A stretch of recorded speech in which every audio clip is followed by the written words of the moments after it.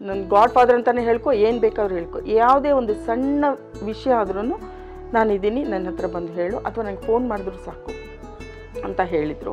ಜಗ್ಗೇಶ್ ಅವ್ರದ್ದು ಮಾಡಿದ್ದಾರೆ. ಅವರು ಅಂದರೆ ಫ್ರೆಂಡ್ ಮೀನ್ಸ್ ಸರ್ ಅಂತಲೇ ಇದ್ದಿದ್ದು, ಅವರ ತಮ್ಮನ ಥರನೇ ನೋಡ್ಕೊಂಡಿದ್ದು ಅವರನ್ನು, ಜಗ್ಗೇಶ್ನ. ಅದು ಅದೇ ನಾರಾಯಣ್ ಕರ್ಕೊಂಡ್ಬಂದಿದ್ದು ರಾಜ್ಕಿಶೋರ್ ಸರ್. ಹೌದು. ಅವರು ಸುಧಾರ ಹೋಟೆಲ್ ಅನ್ನೋ ಹೋಟೆಲಲ್ಲಿ ವರ್ಕ್ ಮಾಡ್ತಾ ಇದ್ರಂತೆ ಇವರು. ಆ ಟೈಮಲ್ಲಿ ಇವ್ರಿಗೆ ಬರ್ತ್ಡೇ ಟೈಮ್ಗೆ ಪಾಪ ಅವರು ಗಿಫ್ಟು ಅನ್ನೋದು ಕೊಡೋಕೆ ಅವ್ರ ಹತ್ರ ದುಡ್ಡಿಲ್ಲ ಅಂತೆ. ಆದ್ರೂ ಅಷ್ಟು ಚೆನ್ನಾಗಿ ಇದು ಮಾಡಿ ಕೊಟ್ಟಿದ್ದಾರೆ. ಎಷ್ಟು ಭದ್ರವಾಗಿ ಇಟ್ಕೊಂಡಿದ್ರು ಅಂದರೆ ಅವರು ನನ್ನ ಶಿಷ್ಯ ಅಂತ. ಈಗಲೂ ನಾವು ಹಾಗೆ ಇಟ್ಕೊಂಡಿದ್ವಿ. ನಾವು ಈಗಲೂ ಅಷ್ಟೇ ಚೆನ್ನಾಗಿ ತುಂಬ ರೆಸ್ಪೆಕ್ಟ್ ಕೊಡ್ತೀವಿ ನಾರಾಯಣ ಅವ್ರಿಗೆ. ಮಗಳನ್ನ ಹೀರೋಯಿನ್ ಮಾಡಬೇಕು ಅಂತ ಸರ್ ಡಿಸೈಡ್ ಮಾಡ್ತಾರೆ. ವಿಷ್ಣು ಸರ್ ಮಗಳ ಪಾತ್ರ. ಹೌದು.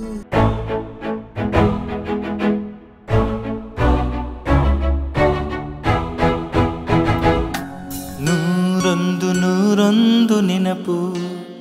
ಅಮ್ಮ, ನಿಮ್ಮ ವಿಷ್ಣು ಸರ್ ಅವರ ಈ ಅಣ್ಣ ತಂಗಿ ರಿಲೇಶನ್ಶಿಪ್, ಅದು ಮದುವೆಯಾದ ಹೊಸದರಲ್ಲಿ ಚೆನ್ನೈ ಹೋಗ್ತಾ ಇದ್ರು.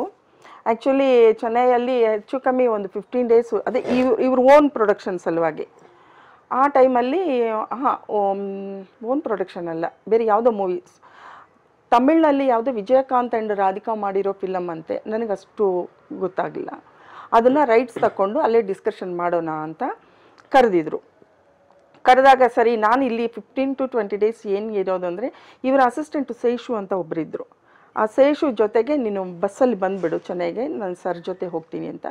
ಇವರು ಅವ್ರದ್ದು ಒಂದು ವೈಟ್ ಫಿಯಟ್ ಕಾರ್ ಒಂದಿತ್ತು ವಿಷ್ಣು ಸರ್ದು.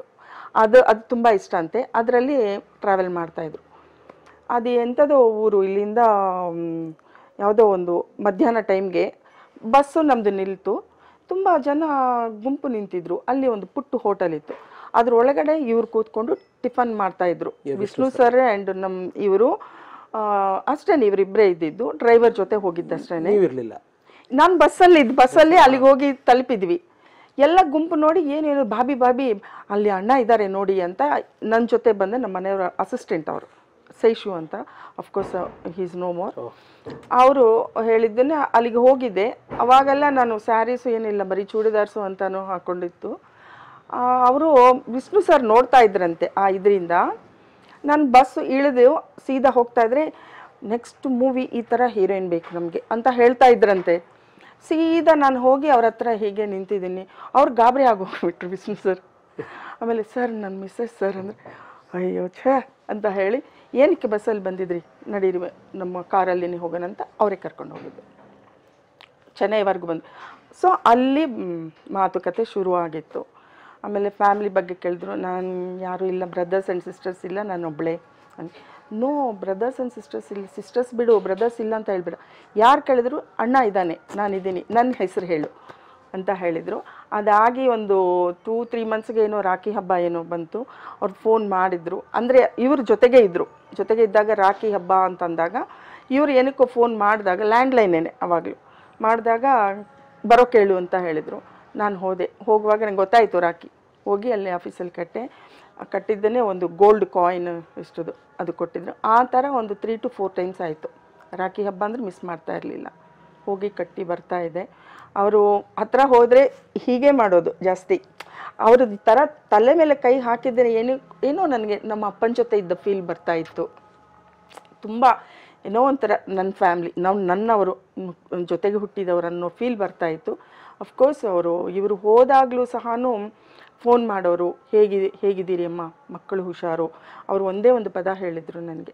ಇವರು ಹೋದ ಹೊಸದರಲ್ಲಿ ನನಗೆ ಫೋನ್ ಮಾಡಿ, 2 ಹೆಣ್ಮಕ್ಕಳು ಚಂದಮಾಮ ಥರ ಇದ್ದಾರಂತೆ, ಇವರು ಹೇಳ್ತಾಯಿದ್ರು, ತುಂಬ ಹುಷಾರಿರಬೇಕು, ತುಂಬ ಅಂದರೆ ತುಂಬ ಹುಷಾರಿರಬೇಕಮ್ಮ, ನಾನಿದ್ದೀನಿ, ನನ್ನ ಗಾಡ್ ಫಾದರ್ ಅಂತಲೇ ಹೇಳ್ಕೊ, ಏನು ಬೇಕಾದ್ರೂ ಹೇಳ್ಕೊ, ಯಾವುದೇ ಒಂದು ಸಣ್ಣ ವಿಷಯ ಆದ್ರೂ ನಾನಿದ್ದೀನಿ, ನನ್ನ ಹತ್ರ ಬಂದು ಹೇಳು, ಅಥವಾ ನನಗೆ ಫೋನ್ ಮಾಡಿದ್ರು ಸಾಕು ಅಂತ ಹೇಳಿದರು. ಬಟ್ ಅಫ್ಕೋರ್ಸ್ ಆ ಟೈಮಲ್ಲಿ ಏನೋ ಒಂದು ಸಣ್ಣ ಇನ್ಸಿಡೆಂಟ್ ಆಗಿತ್ತು. ಯಾರೋ ಬಂದರು, ರಾಜ್ಕಿಶೋರ್ ಅವ್ರ ಫ್ರೆಂಡು, ನಾನು ನಿಮ್ಮ ದೊಡ್ಡ ಮಗಳು ಫೋಟೋಸ್ ಇದ್ದರೆ ಕೊಡ್ರಿ. ಯಾರು ಕೇಳಿದ್ದು? ರಾಜೇಂದ್ರ ಸಿಂಗ್ ಬಾಬು ಅವ್ರು ಕೇಳ್ತಾಯಿದ್ರು ಅಂತ ಹೇಳಿ ಬಂದರು ಮನೆಗೆ. ಆ ಟೈಮಲ್ಲಿ ಇವಳು ಪಾಪ ಚಿಕ್ಕವಳು ಹೋಮ್ವರ್ಕ್ ಮಾಡ್ತಾ ಕೂತಿದ್ಲು. ಇವಳದು ಫೋಟೋಸ್ ತಗೊಂಡು ನೋಡ್ತಾಯಿದ್ರು. ನೋಡಿದ ಮೇಲೆ ನಮ್ಮ ಅತ್ತೆ ಎಲ್ಲ ಜಾಯಿಂಟಲ್ಲಿನೇ ಇದ್ದೀವಿ. ಅವ್ರುಗಳು ಕಾಫಿ ಎಲ್ಲ ಕೊಟ್ಟರು, ಕಾಫಿ ಕುಡಿದ್ರು, ಸಮ್ವಾಟ್ ಏನೋ ಕೊಟ್ಟಿದ್ರು ತಿನ್ನೋಕೆ, ಎಲ್ಲ ಮುಗೀತು. ಹೆಚ್ಚು ಕಮ್ಮಿ 5:30ಗೇನೋ ಬಂದವರು, 7 ಆದರೂ ಹೋಗ್ತಾ ಇಲ್ಲ ಅವರು, ಅಲ್ಲೇ ಫಿಕ್ಸ್ ಆಗ್ಬಿಟ್ಟಿದ್ದಾರೆ. ಅಲ್ಲೇ ಕೂತ್ಕೊಂಡು ಮಾತಾಡ್ತಾ ಇದ್ರು. ಮಾತಾಡೋದು ಹೇಗೆ ಮಾತಾಡ್ತಾ ಇದ್ರು, ಇವಳ ಮೇಲೆ ಕಾನ್ಸಂಟ್ರೇಟ್ ಮಾಡ್ತಾರೆ. ನೀನು ಓದಿ ಏನಮ್ಮ ಮಾಡ್ತೀಯಾ, ಸೀರಿಯಲ್ಸ್ ನಾನು ಹೇಳ್ತೀನಿ, ಸೀರಿಯಲ್ಸ್ ಮಾಡು. ನಮ್ಮ ಅಕ್ಕನ ಮೊಮ್ಮಗಳು ಮಾಡ್ತಾ ಇದ್ದಿದ್ದು ಎಷ್ಟು ದುಡಿತಲ್ಲ. ಸೊ ಅದನ್ನೇ ನಾನು ಬಾಯ್ಬಿಟ್ಟು ಹೇಳಿದ್ದೀನಿ, ಪ್ಲೀಸ್ ಸರ್, ಅವಳಿಗೆ ಇಂಟ್ರೆಸ್ಟು, ಎಜುಕೇಷನ್ ತುಂಬ ಇಂಟ್ರೆಸ್ಟ್ ಇದೆ ಅವಳಿಗೆ, ಇಲ್ಲದೇ ಇರೋರಂದ್ರೆ ಅದು ಏನೂ ಮಾಡೋಕ್ಕಾಗಲ್ಲ. ಅವಳು ಹೇಳ್ತಾ ಇದ್ದಾಳೆ, ಅಂಕಲ್ ನಾನು ಓದಬೇಕಂತ ನನಗೆ ತುಂಬ ಇಂಟ್ರೆಸ್ಟ್ ಅಂಕಲ್ ಅಂತ ಹೇಳ್ತಾ ಇದ್ದಾಳೆ. ಕೇಳಿಸ್ಕೊಳ್ತಾನೇ ಇಲ್ಲ, ನನ್ನ ಮಾತು ಕೇಳಿಸ್ಕೊಳ್ತಾನೇ ಇಲ್ಲ. 7 to 7:30ವರೆಗೂ ಕೂತಿದ್ರು. ಆಮೇಲೆ ಎದ್ದು ಹೋದರು. ಅದು ಏನು ಹೇಳ್ಕೊಂಡು ಬಂದರು, ರಾಜೇಂದ್ರ ಸಿಂಗ್ ಬಾಬು ಅವ್ರು ಕೇಳ್ತಾ ಇದ್ರು ಅವ್ರ ಮೂವಿಗೆ ಅಂತ ಹೇಳ್ಕೊಂಡು ಬಂದರು. ಅವ್ರು ಹೋದ್ಮೇಲೆ ನೆಕ್ಸ್ಟ್ ಡೇ ನಾನು ಸರ್ಗೆ ಫೋನ್ ಮಾಡಿದೆ, ಈ ಥರ ನೀವು ಕೇಳಿದ್ರು ಅಂತ ಬಂದರು ಅಂತಂದರೆ ಅವ್ರು ಒಂದೇ ಮಾತು ಹೇಳಿದರು, ರಾಜ್ ಕಿಶೋರು ನಮ್ಮನೆ ಹುಡುಗ, ನನಗೆ ಬೇಕಾದ್ರೆ ನಾನೇ ಡೈರೆಕ್ಟ್ ಅಪ್ರೋಚ್ ಆಗ್ತೀನಲ್ಲ, ಥರ್ಡ್ ಪರ್ಸನ್ ಯಾಕಮ್ಮ ಕಳಿಸ್ತೀನಿ. ಡೆಡ್ ಬಾಡಿ ಇದ್ದ ಟೈಮಲ್ಲಿನೂ ಇವರಿದ್ದರು ಆ ಟೈಮಲ್ಲಿ. ಸೊ ನಾನು ಕೇಳಿಸ್ಕೊಂಡಿದ್ದೀನಿ, ತುಂಬ ಜನ ಹೆಣ್ಮಕ್ಳ ಬಗ್ಗೆ ಮಾತಾಡ್ತಾ ಇದ್ರು. ಸೊ ನಮ್ಮ ಇಂಡಸ್ಟ್ರಿ ಈ ಮಟ್ಟಕ್ಕೆ ಕೆಟ್ಟೋಗ್ಬಿಡ್ತು, ಹುಷಾರಾಗಿರಲ್ಲ ಅಂತ ಹೇಳಿ ಅಷ್ಟು ಇದು ಮಾಡಿದ್ದಾರೆ. ನಾನು ಏನು ಮಾಡೋಕ್ಕೆ, ಏನು ಹೇಳೋಕ್ಕೆ ಗೊತ್ತಾಗ್ತಲ್ಲ. ಈ ಇಂಡಸ್ಟ್ರಿ ಇದೆಯಲ್ಲ, ನಾವು ಊಟ ಮಾಡ್ತಾ ಇದ್ದೀವಿ, ಸೊ ನಾವು ಇಂಡಸ್ಟ್ರಿ ಬಗ್ಗೆ ಮಾತಾಡಿದ್ರೆ ತಪ್ಪಾಗುತ್ತೆ.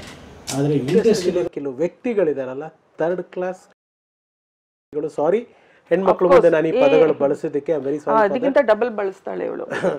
ಅಲ್ಲ, ನಾನೊಬ್ಬ ಗಂಡಸಾಗಿ ನಿಮ್ಗಳ ಮುಂದೆ ಆ ಮಾತುಗಳು ಆಡಬಾರ್ದು. ಬಟ್ ನನಗೆ ಆ ಎಮೋಷನ್ಸ್ ಯಾಕಂದ್ರೆ ಕಣ್ಮುಂದೆ ನಡೆದಿರೋ ದುರಂತಗಳು ತುಂಬ ನೋಡಿದ್ದೀನಿ. ತುಂಬ ದುರಂತಗಳು ನೋಡಿ. ಇಲ್ಲಿ ಹೆಣ್ಮಕ್ಳಿಗೆ ಒಂಥರ ಟಾರ್ಚರ್ ಅಂದರೆ ಗಂಡು ಹುಡುಗರಿಗೆ ಇನ್ನೊಂಥರ ಟಾರ್ಚರ್. ಹೌದು, ನಾವೇನು ಅದರಿಂದ ಹೊರತಾಗಿಲ್ಲ.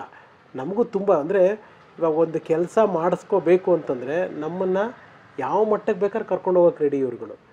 ನೀನು ಅಷ್ಟು ವೀಕ್ ಆಗಿದ್ದರೆ ನಿನ್ನನ್ನು, ಇವಾಗ ನನ್ನನ್ನು ಕೇಳ್ತಾರೆ ಸಿನಿಮಾಗಳು ಯಾಕೆ ಮಾಡೋದು, ನಾನು ಬಕೆಟ್ ಇಟ್ಕೊಂಡು ನಿಂತ್ಕೊಳ್ಳಲ್ಲ ಹಂಗೆ. ಅಥವಾ ನಾನು ಹೋಗ್ಬಿಟ್ಟು ಒಂದು ಸಿನಿಮಾ ನಿರ್ದೇಶನ ಮಾಡಬೇಕು ಅನ್ನೋ ಚಟಕ್ಕೆ ಹಠಕ್ಕೆ ಬಿದ್ದು ಯಾವ ಮಟ್ಟಕ್ಕೆ ಹೋಗೋಕೆ ನನಗಿಷ್ಟ ಇಲ್ಲ. I am having my own class. ನಾನು ಸಿನಿಮಾ ಮಾಡಲಿಲ್ಲ ಅಂದರೂ ಹೋಗು ಸೈಡ್ಗೆ, that is not the life, that's part of my life, that is not my life. ಅದನ್ನು ಸೈಡ್ಗೆ ಇಟ್ಬಿಟ್ಟು ನಾನು ಮಾಡೋ ಕೆಲಸಗಳು ಬೇರೆ. ನನಗೆ ಇಲ್ಲ, I am happy what I am doing now today. ನಾಳೆ ಇವಾಗ ಸಿನಿಮಾನೋ ಮಾತುಕತೆ ಆಗ್ತಿದೆ, ಆಗತ್ತೋ ಆಗಲ್ವೋ ಗೊತ್ತಿಲ್ಲ, ದಯವೆಚ್ಚೆ. ಆದರೆ ಕಣ್ಗೊತ್ಕೊಂಡು ಮಾಡ್ತೀನಿ, ಆಗಿಲ್ವೋ ಹೋಗಯ್ಯ ಬಿಡು, ನನಗೆ ಮಾಡೋ ಕೆಲಸ ಇದೆ, ಐ ವಿಲ್ ಕಾನ್ಸಂಟ್ರೇಟ್. ಇದರಲ್ಲಿ ಇನ್ನೇನೇನು ಬೇರೆ ಮಾಡ್ಬೋದು ಅನ್ನೋದನ್ನು ನಾನು ನೋಡ್ತೀನಿ. ಹಾಗಾಗಿ ನನ್ನ ಕೂಡ ಅದೇ ಸಿನ್ಸಿಯರ್ ಅಡ್ವೈಸ್. ಅಫ್ಕೋರ್ಸ್ ನಿಮಗೆಲ್ಲ ಇವಾಗ ಗೊತ್ತಾಗಿರುತ್ತೆ, ನೀವೆಲ್ಲ ಅನುಭವಗಳನ್ನ ತೊಗೊಂಡಿರ್ತೀರ. Don't ever trust or don't ever believe or don't ever entertain any unknown people who makes you feel that they are known people. ಅವರೆಲ್ಲರೂ ನಮ್ಗೆ ಅನ್ನೋನೇನೆ, ಯಾರು ನೋನ್ ಅಲ್ಲ. So my sincere request, be careful ಅಷ್ಟೇ. ಹೆಣ್ಮಕ್ಳು ಇರೋದ್ರಿಂದ ನಿಮ್ಗಳಿಗೆಲ್ಲ ಮದುವೆ ಆಗಿ ನಿಮ್ಮದೊಂದು ಫ್ಯಾಮಿಲಿ ಅಂತ ಆಗೋವರೆಗೂ you should be very careful.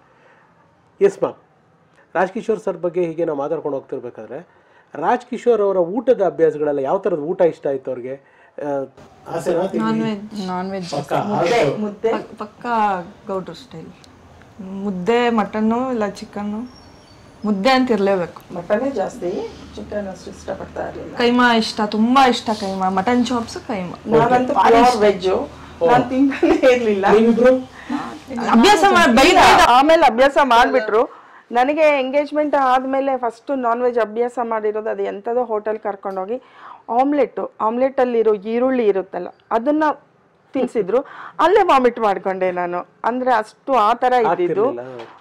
ಆಮೇಲೆ ಆಮೇಲೆ ಆಮೇಲೆ ಅಭ್ಯಾಸ ಆಯಿತು, ಕುಕ್ ಮಾಡ್ತೀನಿ ವೆರಿ ನೈಸ್ ಮಾಡೋವರೆಗೂ. Very nice.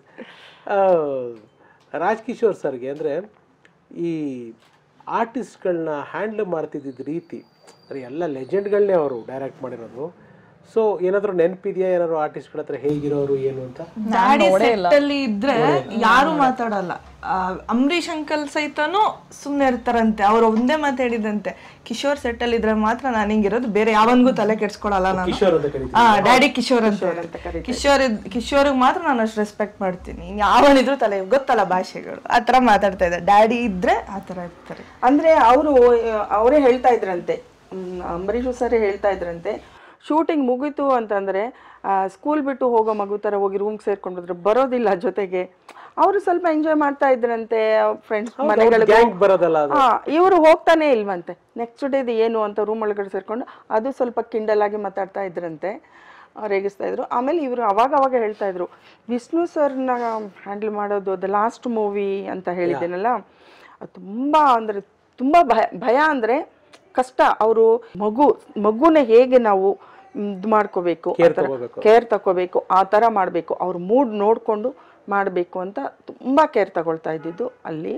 ಅಂಬರೀಷ್ ಸರ್ದೆ ಏನಂದರೆ ಅವರು ಒಂಥರ ಏನೇ ಇದ್ರೂ ಓಪನ್ ಹಾರ್ಟ್ ಅವ್ರದ್ದು, ಬೈದ್ರೂ ಅದರಲ್ಲಿ ಪ್ರೀತಿ ಇರುತ್ತದಂತೆ, ಅವ್ರ ಪದಗಳು ಉಪಯೋಗಿಸೋದ್ರಲ್ಲಿನೂ ಅದರಲ್ಲೇ ಪ್ರೀತಿ ಇರ್ತಾ ಇದೆ, ಎಂಥದ್ದು ಇವ್ರ ಹತ್ರ ಒಂಥರ ಅದು.